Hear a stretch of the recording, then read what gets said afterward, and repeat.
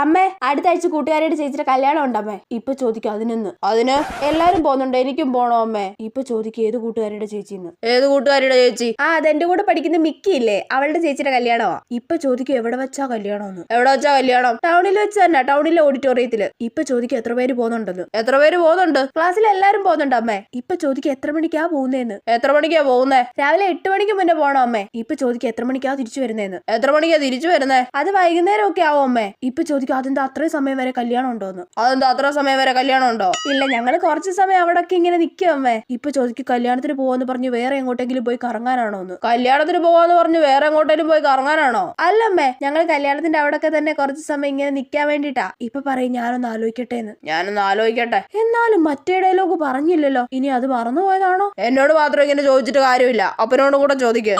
ഇപ്പൊ കംപ്ലീറ്റ് ആയി. ഈ ഡയലോഗ് കേൾക്കാഞ്ഞിട്ട് ഞാൻ ആകെ ടെൻഷൻ അടിച്ചു പോയി.